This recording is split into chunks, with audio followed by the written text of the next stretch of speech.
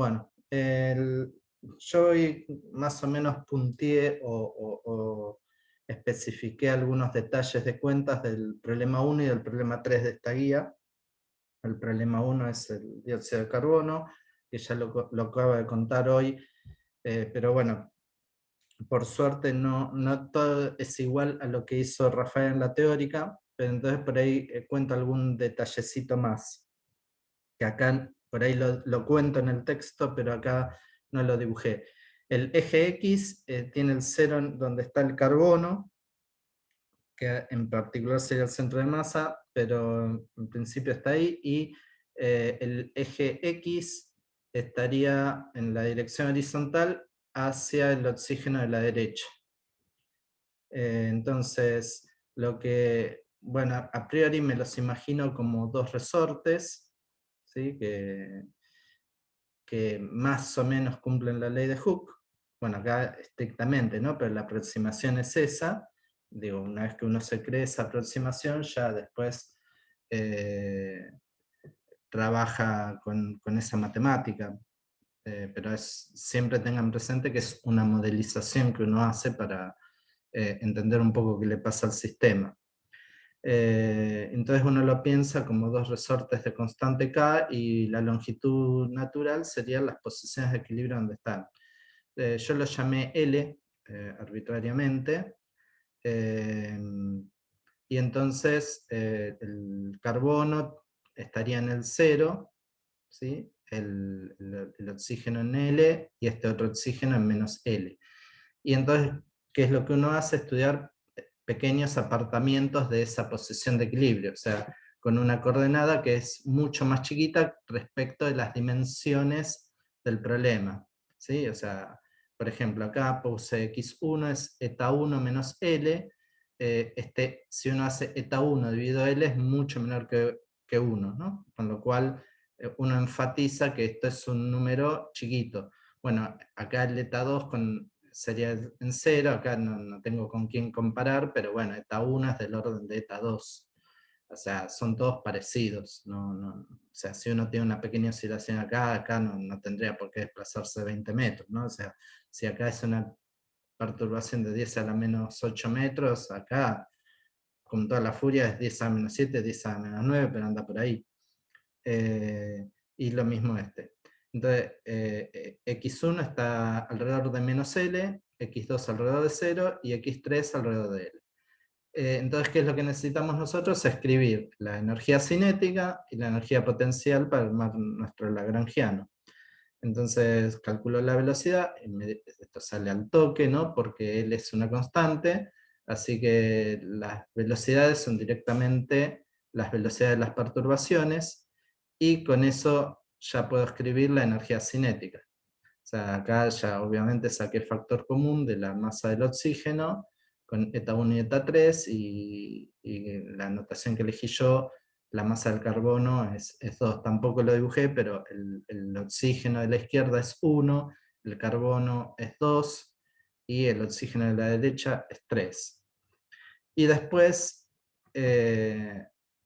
¿cuál es la energía potencial? Y es básicamente la energía que hacen los dos resortes, que son básicamente los estiramientos respecto del carbono con cada uno de los oxígenos.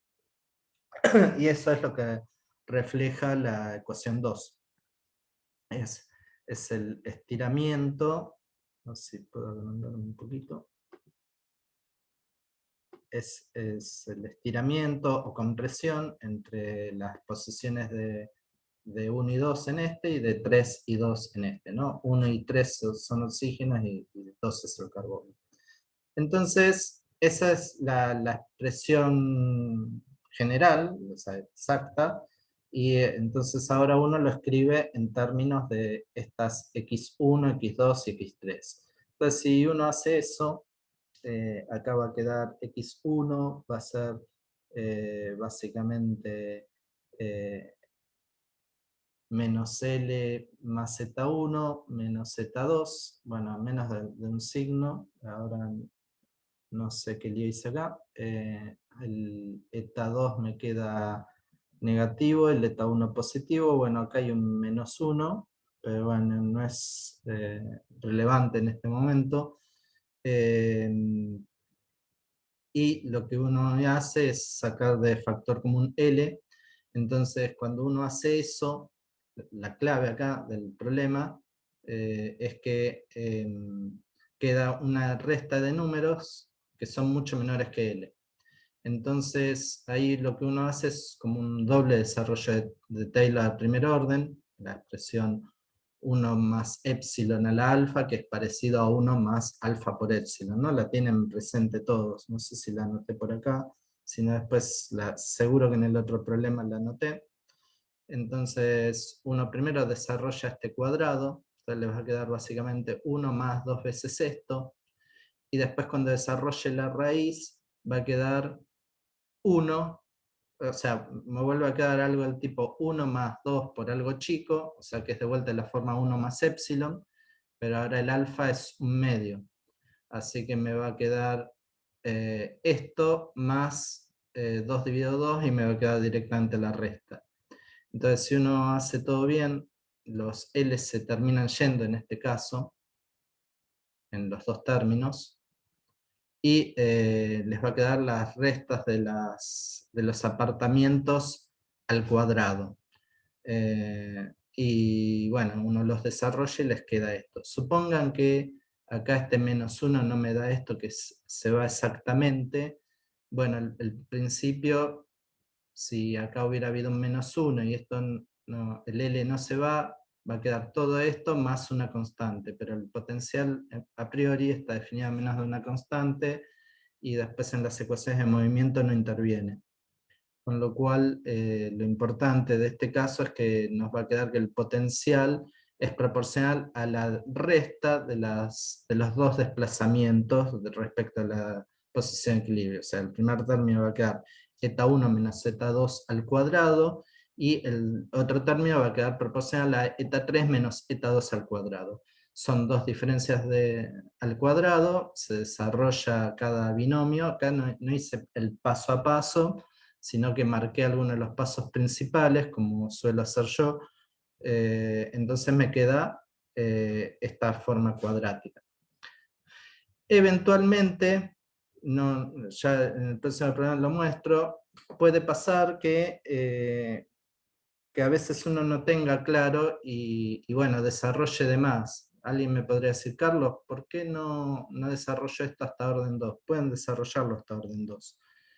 Va a ser más engorroso, pero la cuenta va a estar bien, pero lo que uno se tiene que quedar básicamente, o lo que uno tiene que buscar en el potencial, que les quede las perturbaciones al cuadrático a orden 2, ¿no? Que queden cuadráticas, eso es lo que uno busca, que le quede una forma cuadrática, que les quede la ecuación del oscilador armónico, y entonces típicamente si uno hace todo bien, los términos de orden 1 en la perturbación tienen que desaparecer porque están alrededor del equilibrio, ¿no? Uno está siempre mirando en el mínimo del potencial y se fija en un apartamiento alrededor de ese equilibrio. Es lo que hicimos en las guías anteriores, cuando hacemos pequeñas perturbaciones, y también, ahora que me hizo recordar con el ejemplo de los piezoeléctricos y la resonancia absorbente y elástica, es lo mismo que se hace en la guía 1 de Física 2.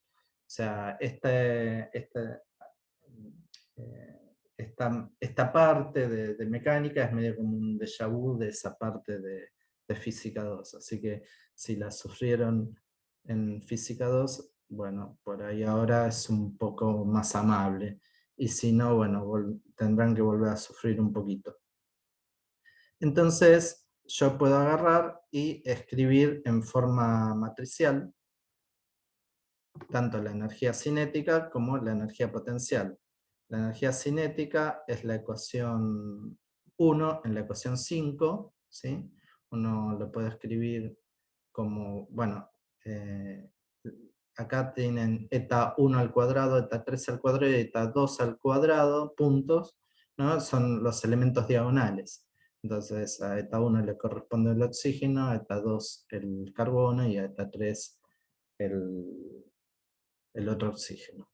Y en el caso del potencial elástico, Acá podría haber sacado factor común K. Una cosa, en la ecuación 4 acá me falta un K, así que bueno, después voy a tratar de corregirlo y si no queda grabado que acá falta un K. Entonces, bueno, nada, los que tienen solo, esto es eta 1 cuadrada, es como tener eta 1 por eta 1, o sea que es el término 1, 1. Eta 2 al cuadrado es el 2, 2 y así siguiendo, ¿no? Y este el 3. En eta 2, 2 acompaña el 2, entonces acá pongo un 2K. Y en los términos cruzados me queda un eta 1, 2 y un eta 2, 1, y lo mismo acá. Y bueno, nada, una vez que uno llega a escribir y bueno, y 1 con 3 no hay relación, ¿no? Porque o sea, las dos partículas se vinculan atrás del carbono. Para que acá aparezca un término de la forma eta 1 y eta 3, eta 1 por eta 3 tendría que haber una unión de algún tipo entre los dos oxígenos. Por eso ese término de la matriz es 0. No hay interacción directa entre 1 y 3. Entonces, luego lo que uno hace es resolver un problema de autovalores y autovectores.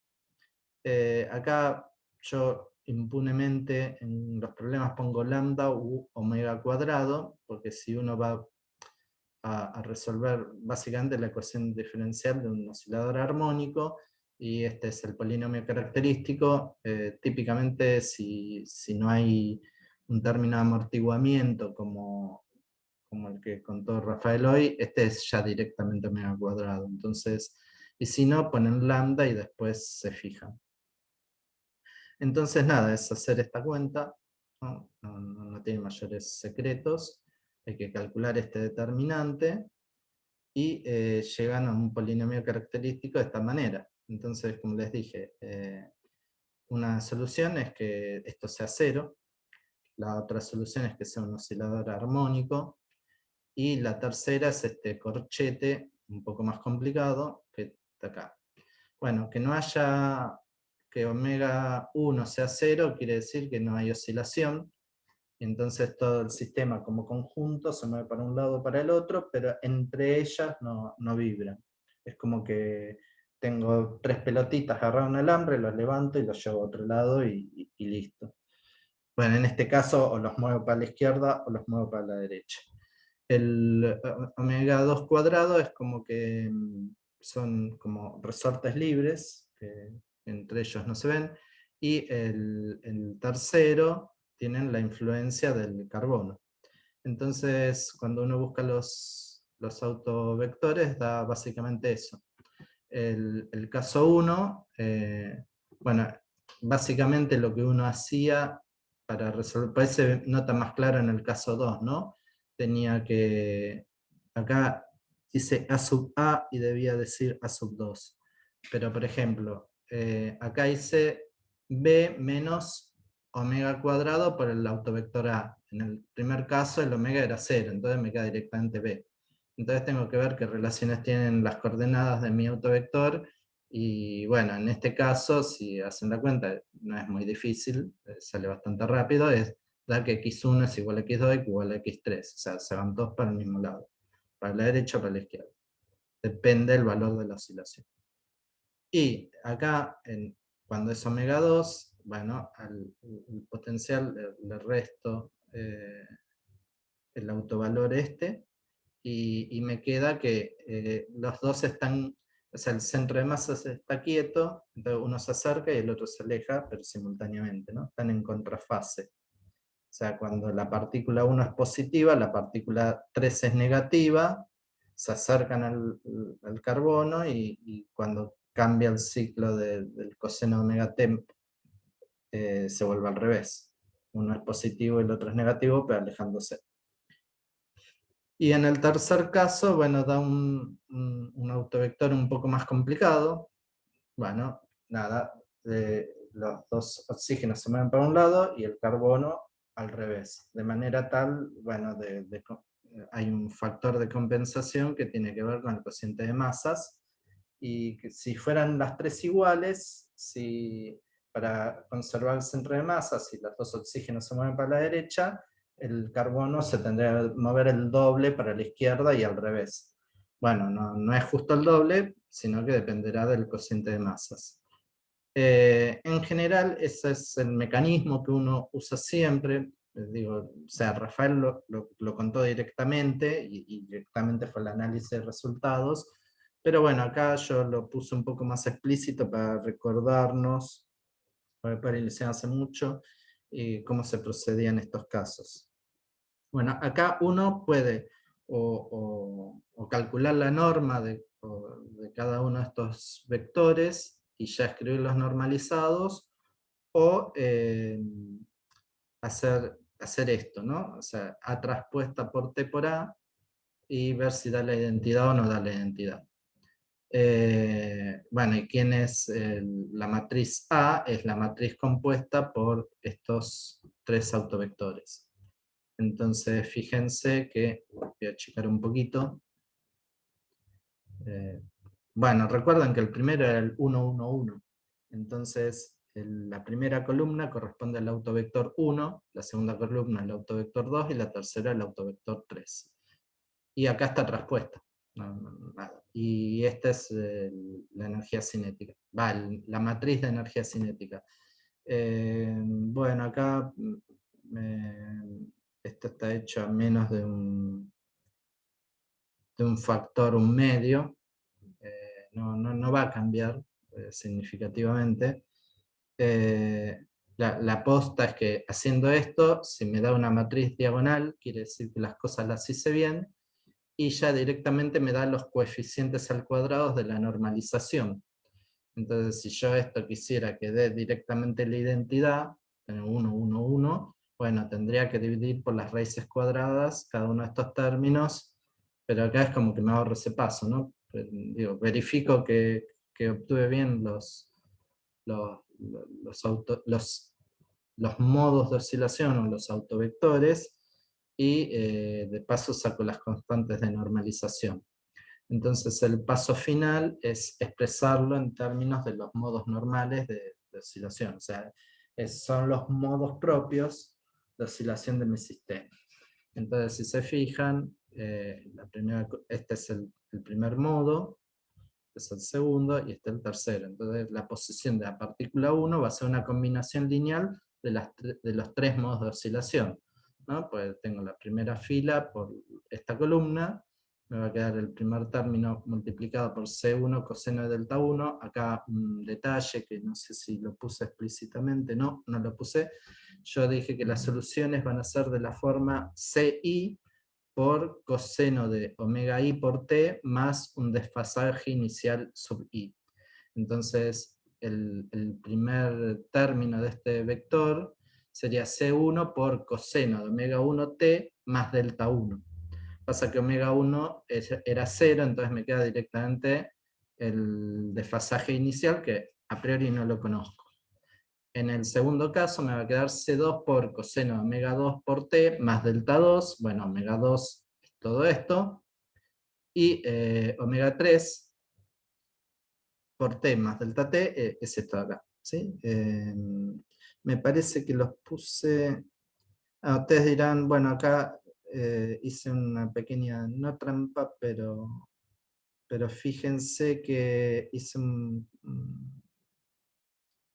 una cosa que acá llamé 1, 2 y 3, pero en realidad este debería haber sido el 3 y este el 2, ¿no? O sea, yo mi matriz A la armé de manera tal que lo que corresponde al carbono estuviera en la segunda columna, y lo que está y lo que correspondía a las autofrecuencias de los oxígenos estuvieran en la primera y tercera columna, para que sea consistente de cómo yo escribí acá la matriz de energía cinética. ¿Sí? O sea, lo único que tengan ese pequeño cuidado, después por ahí le cambio yo el orden, pero este debería haber sido omega 2, este que es más esta frecuencia que llamé omega 3, y la que llamé omega 2 debería haber sido omega 3. Sepan disculpar ese pequeño detalle, pero bueno, nada. ustedes por ahí se preguntaron, ¿y cómo tengo que armar entonces mis A1, A2 y A3? Y los tengo que armar consistente con la matriz de energía cinética. Entonces, por más que yo haya llamado a omega, al que correspondía a la frecuencia que interactuaba con el carbono, omega 3, era el que tenía aquí en el medio, omega 2. Y los que tienen que ver con los resortes, es claramente el que llamé a sub 2, ¿por qué? Porque en la posición del carbono está quieto. Entonces este tiene que ser la columna 1 o la 3, porque es la que tiene involucrados solo a los oxígenos. ¿Se entiende eso? Bueno, espero que sí, si no después vuelven a preguntar, o cuando les caiga la ficha. Y bueno, entonces uno arma así en términos de los modos normales. Entonces, fíjense que si yo apagase eh, el, ay, no me sale la palabra, si apagase el modo de oscilación de 2 o el 3, o sea, el que corresponde a la interacción de los oxígenos con los carbonos, o al que solo involucra las oscilaciones de los oxígenos respecto al carbono, me quedaría solo el término de acá arriba. Entonces, cuando yo haga la multiplicación de esta matriz por este vector, si C2 y C3 es igual a 0, solo me va a quedar el modo 1, 1, 1 con el C1 coseno de delta 1. Entonces esto sería igual a C1 coseno de delta 1 en la componente x1, C1 por coseno de delta 2 en la componente x2, y C1 por coseno de delta 1 en la componente 3. Entonces estarían el modo 1 no corresponde a ningún tipo de oscilación. Luego se van todas para la derecha o se van todas para la izquierda. Si C1 y C3 se hacen igual a 0, lo que estoy apagando sería el modo 1, 1, 1 y el modo en contrafase, y solo tendría la interacción o sea, los modos que corresponden a la interacción del el carbono moviéndose con los dos oxígenos. Entonces me quedaría este del medio con este en la componente x1, el menos raíz de todo esto por este en la componente x2, y la raíz esta positiva por C2 coseno de todo esto en x3. ¿Me siguen esa cuenta? ¿Se entiende lo que estoy haciendo?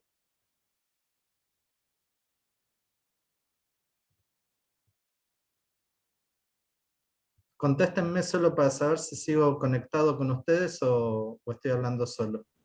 Sí, sí, vamos Sí, bien. sí, se te Ah, escucha. buenísimo, no, porque ya me pasó más de una vez que me quedé 10 minutos hablando solo y dije, se reentiende todo. No, sí, se entendía todo porque el único asistente a la clase era yo, se había cortado la conexión. Entonces, esto sería básicamente escribir las tres coordenadas. Esto en principio serían más que x1, x2, x3, serían eta 1, eta 2 y eta 3. Y creo que resolvimos todo lo que pedía el problema. A ver, obtener los modos normales de oscilación colineales, lo hicimos, interpretando físicamente cada uno de ellos, lo hicimos, escribimos la solución general, y hallamos las coordenadas normales.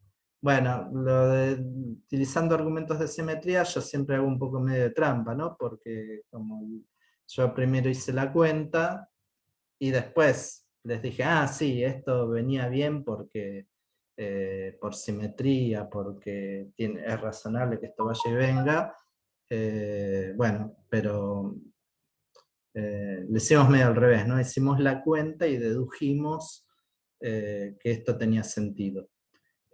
Siempre se puede hacer al revés, es aconsejable si uno desarrolla la intuición física suficiente como para hacerlo, porque eso le da a uno mucho más confianza a la hora de hacer cuentas.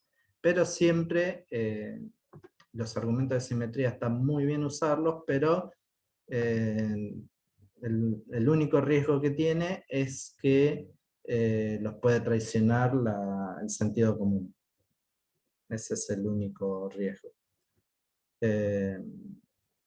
Pero siempre se puede usar los argumentos de simetría, les ahorra muchas cuentas, pero después uno tiene que ir y verificar que la cuenta la hizo bien. Bueno, y este es el otro problema que les quería contar hoy, que es este péndulo, que está unido por dos resortes, perdón, por un resorte.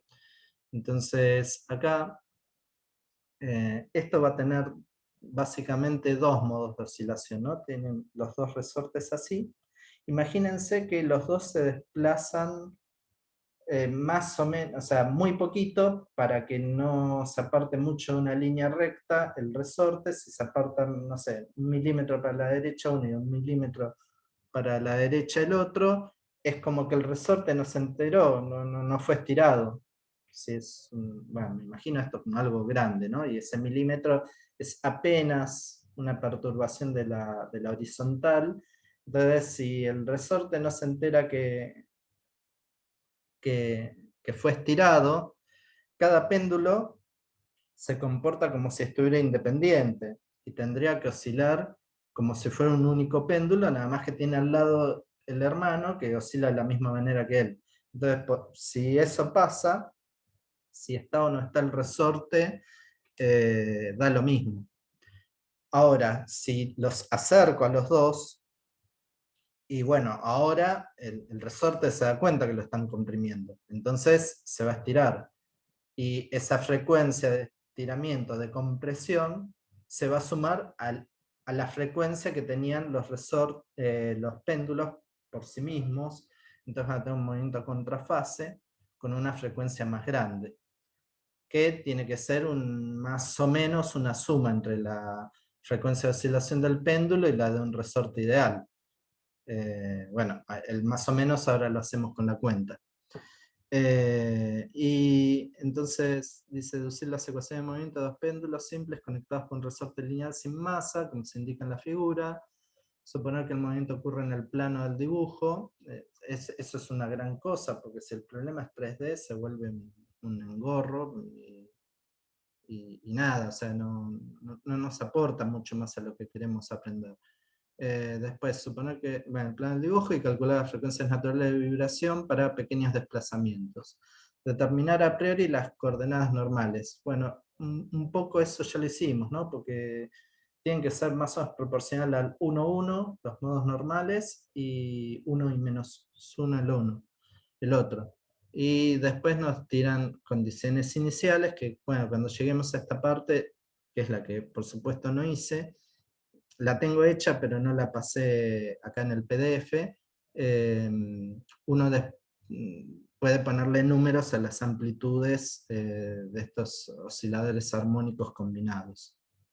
Entonces voy a tomar, de vuelta, no lo dibujé, pero el eje Y es vertical, o sea, paralelo a la gravedad y apunta hacia abajo, y el eje X es horizontal y apunta hacia la derecha. En principio llame a la partícula de la izquierda 1 y a la partícula de la derecha 2, y puse el origen de coordenadas ahí donde está la manito. La manito se ve, ¿no? Sí, ¿no? Sí, sí. Buenísimo. Sí, se ve. Perfecto. Entonces, uno puede proceder, como hicimos en los problemas de la guía 2, a escribir las posiciones de cada pelotita, como siempre, ¿no? Acá estamos suponiendo que es un oso ideal, un resorte ideal, la masa es puntual, no hay rozamiento con nadie. Eh, entonces, la partícula 1 va a ser, el ángulo lo estoy tomando respecto de la vertical. Eso lo voy a agregar en la versión corregida. Entonces, si hago eso, la posición 1 va a ser L seno de tita 1, ¿sí? Porque el desplazamiento va a ser el lado opuesto de ese triángulo rectángulo que se me forma acá, tanto para 1 como para 2, pero en 2, como están separados a una distancia L0, que es la longitud natural del resorte, va a ser lo mismo con tita 2, pero le tengo que sumar un L0. Y para I1 e I2, no, bueno, si para uno era el seno, para el otro es el coseno, pero se escriben igual, básicamente. Entonces, ¿qué es lo que tengo que hacer ahora? Bueno, respecto a la posición de equilibrio, si en la posición vertical es la longitud natural del resorte, quiere decir que si yo los pongo verticales y con mucho cuidado y dedicación, se van a quedar quietitos. Entonces eso quiere decir que es la posición de equilibrio. Entonces yo voy a considerar pequeños apartamientos respecto de esa posición de equilibrio. Creo que ya lo mencioné, porque soy una persona muy reiterativa, pero siempre recuerden que, no sé, uno, no sé, está como en el ideario que un ángulo chico es 5 o 10 grados, efectivamente es un ángulo chico, pero un ángulo de 20 grados también cumple la aproximación de ángulo chico. El tema es que uno lo está siempre pensando, no lo piensa todo el tiempo en radianes. Pero si ponen ángulos hasta incluso cercanos a 30 grados, que no es un ángulo visualmente chico, en radianes si hacen 30 grados es pi dividido 6, si no me equivoco, les va a dar más o menos 0,5, si hacen el seno de 0,5 en radianes les va a dar parecido a 0,5, o sea que no es no necesariamente cuando hablamos de ángulo chico, estamos hablando de que lo aparté poquito. O sea, puedo estar apartándolo a 30 grados y esta matemática se la banca todavía. Digo, es una cosa, es una pavada, pero son detalles que uno, cuando está haciendo cuentas, no, los pasa por alto y después cuando uno va a hacer una experiencia, bueno, acá nadie va a investigar qué es un péndulo, pero, o por ahí sí, pero uno a veces lo pierde de vista. Entonces, nada, la posición de equilibrio es al 0 para cada ángulo y vamos a tomar apartamientos en radianes mucho menores que 1. O menores que 1, porque 0,5 no es mucho menor que 1, pero ya empieza a funcionar. Entonces, si hago la derivada de θ1 en el tiempo, me va a dar que θ1 punto es eta1 punto y θ2 punto es eta2 puntos. Entonces, si quiero la energía cinética del sistema, ya está, ¿no? Va a ser un medio de ml cuadrado por las velocidades al cuadrado. No tiene mayores misterios. O sea, y de hecho esto va a ser una matriz diagonal de 2 por 2, ¿no? Porque este es el término 1, 1 y este es el término 2, 2. Y bueno, el tema, el que siempre da un poquito más de trabajo en estos problemas es el potencial, porque tiene una parte que va a depender de la gravedad y otra parte que va a depender del resorte. Entonces la parte de la gravedad es fácil, es mg I1, de la manera que lo escribimos acá va con un menos, porque I1 e I2 recuerden que son coordenadas positivas, ¿no? Porque yo elegí I positivo vertical hacia abajo. Y entonces cuando calcule la fuerza de gravedad me tiene que dar más mg, así que el menos está bien. Esto siempre lo machaco, pues siempre cuando... No, lo hicieron todos bien esto en el problema que entregaron, pero sí es un error frecuente en los parciales y pues les arruina un lindo parcial, es error tonto. Eh, Así que bueno, nada. Es menos mg1 menos mg2 y el resorte va a depender del estiramiento. Está bien, yo le pedí que se mueva en el plano, no se da en 3D, pero sí en 2D. Entonces es el estiramiento menos la longitud natural, que acá la saqué de factor común. Entonces ya me queda acá adentro adimensional. Y ahora después lo que tengo que hacer después es poner lo que es x2, x1, y2 y 1 y ver qué me queda, ¿no? Ahora volvemos a esa parte y acá les muestro cómo es uno de los potenciales gravitatorios de una de las partículas. Claro, el coseno de algo que es chico es 1 menos el ángulo chico al cuadrado sobre 2. Así que ya tengo escrito el potencial gravitatorio para la partícula 1 y el potencial gravitatorio para la partícula 2. Es importante recordar de vuelta que siempre desarrollamos al orden perturbativo no nulo más chico, y el orden perturbativo no nulo más chico tiene que ser una perturbación de orden 2, cuadrática, porque si nos quedamos con este término, nos perdimos parte de la física. Acá lo que uno está estudiando son las perturbaciones. Bueno, para la partícula 2 va a ser exactamente lo mismo.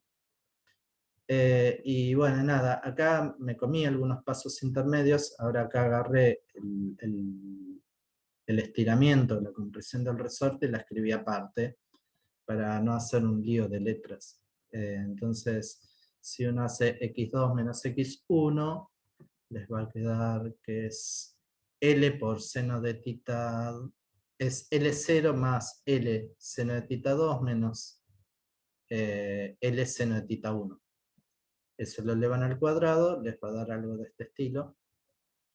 Pero claro, no, este 2 ¿de dónde salió? Salió porque también estamos desarrollando la parte del coseno, entonces este va a ser, a ver, no, me parece que estoy diciendo mal, a ver, este es L0 más L seno de tita. Pasa que va a haber, en la cuenta intermedia va a haber algunos L seno cuadrado más coseno cuadrado que se hacen 1, y les termina quedando así. Noten que traten de no confundirse, por ahí usé una letra muy parecida, pero L0 es la longitud natural del resorte, y el L es el largo de la soga de la cual cuelgan los dos péndulos. Entonces, esta es la primera parte, no tiene mayores inconvenientes. Entonces, ahora empiezo a hacer la aproximación de ángulos chicos. Entonces, fíjense que en este acá, este está de más, pero como yo no sé, en estos problemas no pasa, pero a veces en algunos problemas el término cuadrático por ahí se me va, pero que estoy elevando al cuadrado, después le tomo raíz y resulta que venía de un término de orden mayor. Entonces, uno siempre, si quiere ser precavido, aunque esté trabajando de más, puede desarrollar a un orden más. No es imprescindible. En general los problemas acá están armados para que sin mucho laburo lleguen a que el potencial les quede cuadrático, pero siempre hay algún caso patológico que eso no pasa. Con esto no es una amenaza, no digo que vamos a elegir cosas así en el parcial, por ahí se nos ocurre algo así, no es que lo tengamos previsto, pero les aviso, siempre es conveniente ir a un orden más. Después de última, este que estaba de más ya sabíamos que lo íbamos a tirar. Y bueno, y nada, el que tiene L cuadrado no se va, este no se va, y este acá me queda eta 1 por eta 2, y acá me queda, bueno, acá es un poco más complicado porque me queda 1 menos eta 1 cuadrado sobre 2 por 1 menos eta 2 cuadrado sobre 2. Entonces va a haber un 1 por 1 que da esto, un 1 menos eta 2 cuadrado sobre 2 que da este, un eta 2 cuadrado sobre 2 negativo por el 1 de acá, y después va a venir un término de grado 4 en eta 1 y eta 2, que es el que voy a tirar. Por eso acá ya usé el aproximado. Alguien me podría decir, bueno, Carlos, si dejaste este al cubo, ¿por qué no dejaste el otro a la cuarta? La verdad, pues no se me ocurrió, podría haberlo hecho pero el resultado va a ser el mismo. Bueno, entonces una vez que tengo eso, donde dice x1, x2 menos x1 al cuadrado y 2 menos y1 al cuadrado, lo puedo reemplazar todo acá, ahí adentro. Toda esta expresión la meto acá adentro. Bueno, acá lo que puedo hacer es sacar de factor común L0 cuadrado. Entonces sale un L0 cuadrado que se va a simplificar acá, lo cual es bueno porque yo quería que me quedara dimensional. Y acá me va a quedar, me siguen, ¿no? Porque por ahí los estoy mareando. O sea, estoy contando el paso a paso, que es la parte que en general Rafael no la hace, porque dice, bueno, hagan la cuenta, se hacen y después se pone a la interpretación, que es la parte que le enfatiza, pero a veces uno se pierde con estas cuentas. ¿Me van siguiendo bien lo que estoy diciendo? Sí, sí, se te sigue bien. Por ahí no es divertido, ya lo sé, pero bueno, alguna vez la cuenta hay que ponerla explícita, digamos. Entonces, saqué el factor común L0 cuadrado acá me va a quedar un 1, acá me va a quedar un L sobre L0, acá me va a quedar un L0, L cuadrado sobre L0 cuadrado, lo mismo acá. Pero la posta es que me va a quedar, cuando saque el L0 cuadrado como factor común, me va a quedar 1 más menos un montón de cosas chiquitas. ¿Sí? Me va a quedar esta raíz cuadrada acá, aproximada, cuando saque el L0 cuadrado de factor común, acá dentro de la raíz me va a quedar 1 más menos cosas chiquitas.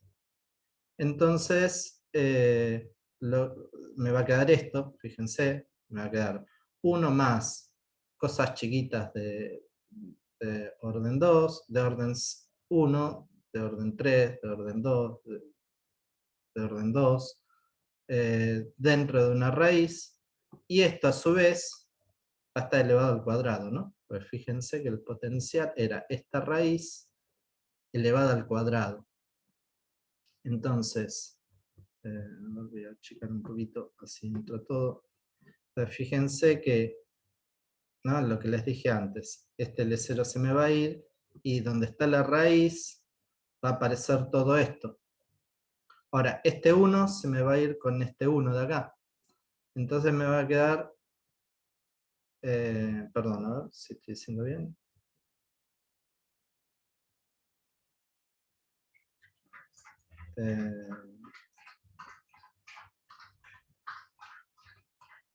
Eso que están escuchando, si se escucha, es mi perra tomando agua. Sí, está bien. Va a quedar términos de orden 1, de orden 3, de orden... y elevado al cuadrado. Con lo cual me va a quedar una cosa así.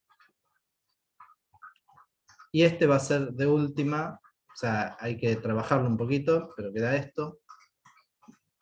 Y me va a quedar esta diferencia al cuadrado. O sea, que me queda de orden 2. Las otras, ¿qué pasó? Las tiré porque me quedan a un orden mayor. Entonces ya sé que no me sirven. Pero ahora ya estoy tranquilo, porque como hice toda la cuenta previa, cuando hice todas las multiplicaciones y todo, quiere decir que no me olvidé de nada. Entonces este L0 cuadrado se va a ir. Bueno, eso me sorprende un poco porque va a quedar dependiendo del largo de la soga más que de la longitud natural del resorte, pero bueno, queda así. Entonces voy a tener, y acá fíjense que junté la parte gravitatoria con la parte del resorte, pero si alguien se acuerda, cuando hicimos al principio la parte gravitatoria había un término constante MGL, directamente, lisa y llanamente lo descarté. ¿Por qué? Porque el potencial está definido a menos de una constante, o cuando lo meten las ecuaciones de Lagrange se va a ir cuando derive. Así que directamente para la perturbación cuadrática, lo que solo me interesa es lo que dependa de las perturbaciones. Entonces, bueno, acá desarrollé explícitamente el cuadrado para poder construir mi matriz. Como les había dicho antes, la matriz cinética me va a quedar directamente la matriz diagonal, pero esta, bueno, me va a quedar un poquito más complicada, qué sé yo. Acá tengo un medio de L que puedo sacar de factor común. El término eta 1 cuadrado está acompañado de mg acá y está acompañado de k por L acá. Y lo mismo me pasa con eta 2. Y después tengo uno de cada uno de estos que va en cada una de las partes no diagonales. Entonces, acá me quedó, después, acá, a diferencia del problema anterior, el potencial es un poco más laborioso de obtener, pero sale, o sea, hay que agarrarlo con paciencia y sale, les va a quedar así. Que creo que también lo tienen hecho, si si ustedes son de los alumnos que no tiran nada, creo que es, déjenme ver, si la cursaron con De Pini, con Mandrini, está en la guía 1 de Física 2, o sea, ya lo tienen hecho. Bueno, ahora que lo busco no lo encuentro, pero es un ejercicio que ya hicieron alguna vez en la vida. Bueno, ahora es el ejercicio 7 de la guía 1 de Física 2. Y bueno, nada, acá fíjense que usé impunemente como sinónimos lambda y omega cuadrado, entonces el polinomio característico les va a quedar así. Bueno, acá en el primer factor los m se cancelan, y me queda que omega 1 cuadrado tiene que ser g dividido L, y de este otro de acá va a ser g dividido L más 2 veces k dividido m, que era lo que habíamos dicho al principio, ¿no?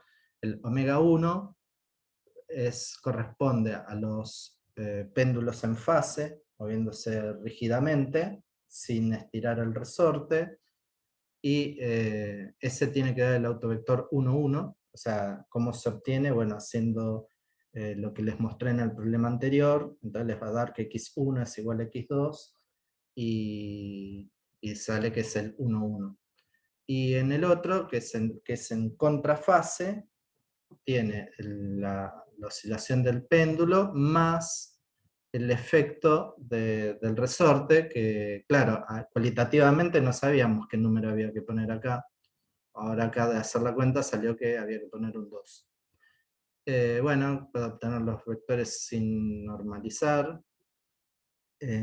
Puedo, haciendo a traspuesta por T por A, buscar las constantes de normalización, o saber o absorberlas en la constante. Acá escribí de otra manera, lo que hice acá fue escribir el vector, o sea, acá podría haberlo escrito como la matriz 1, 1, es la matriz traspuesta, es 1, 1, 1 menos 1 por coseno omega 1t y en x, y coseno omega t como vector en y, o directamente escribirlo así.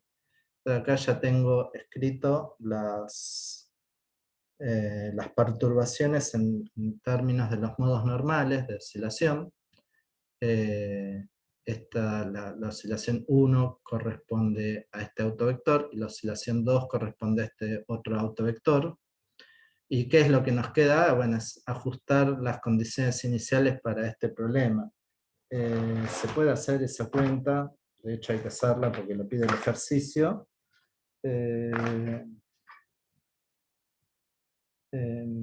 No sé, a ver, ¿dónde está? Para decirles cuánto da. Bueno, básicamente hay que hacer dos cosas acá. Hay que, esto y la velocidad, o sea que hay que derivar esto. Entonces, para t igual a 0, eta 1 y eta 2, me va a quedar que cuando igualen esto a 0, tiene que ser igual al vector tita 0 en x y 0 en y. Y cuando agarren la derivada de esto, igualado a 0, en la componente x le tienen que poner tita punto 0, y en la componente y poner 0, 0, ¿sí? Y de ahí, bueno, hay que trabajar un ratito, y salen quienes son A y B.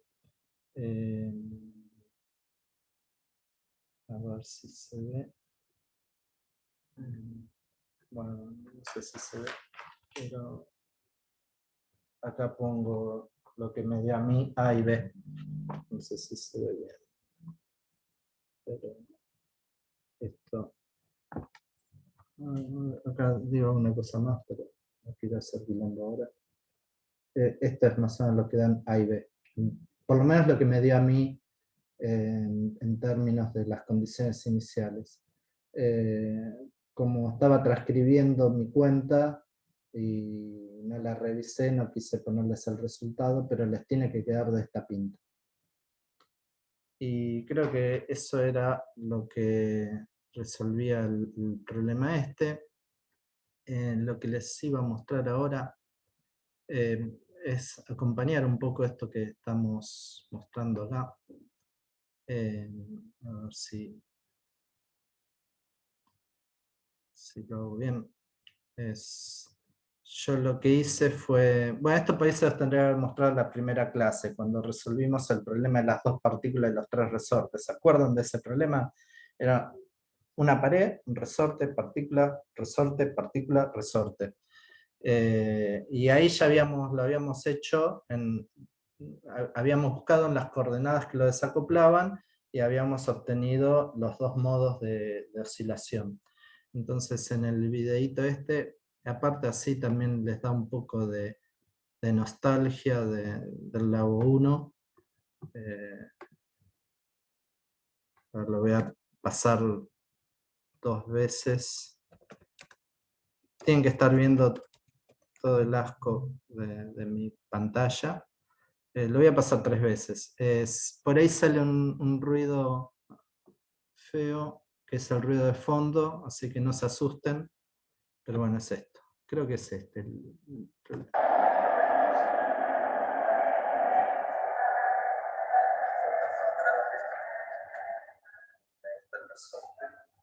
Bueno, no son partículas, no son los carritos de Pascua.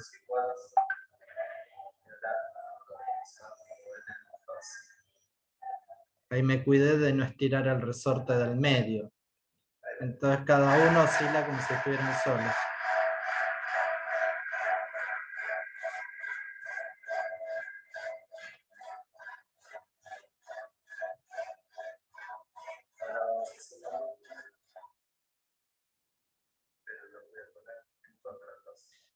Ahí comprime el resorte del medio, entonces tiene que entrar en juego ese resorte. Este es el 1 menos 1. Bueno, no, creo que no vale la pena repetirlo. Entonces, les decía que, si quieren después les puedo pasar el link, pero no tiene nada del otro mundo. Pero bueno, cuando se movían en fase es el 1-1, pero bueno, ¿por qué a veces se va para la derecha y a veces para la izquierda? Y por el coseno de omega 1t, entonces se mueven para allá o para allá. Y después será el 1 menos 1, cuando uno va en la posición positiva, el otro en la negativa, y al revés, cuando cambia de fase el coseno de omega t. Y de paso veían también, como dicen por ahí, y bueno, claro, participan los 3 resortes, entonces ahora la frecuencia de oscilación es más rápida. Y bueno, algo muy parecido es lo que pasa con el péndulo. Nada más que ahora el péndulo doble, en vez de ser los resortes de las paredes, son las longitudes del hilo, pero el efecto es el mismo. Y sí, y bueno, todos queremos volver a Pabellón 1 algún día. Algún día la pandemia pasará y podremos ir, no sé, si traen Pabellón 1 tengo otros videos del Lago 1 que hice hace mucho tiempo, pero como habrán visto en el video, o del IAFE, como la vez anterior que les mostré el péndulo doble. Bueno, con esto era lo que quería contarles hoy para hacer los ejercicios de la guía. Ahora les cuento un par de tips más, pero voy a dejar de grabar. Así los que no asisten se quedan con las ganas.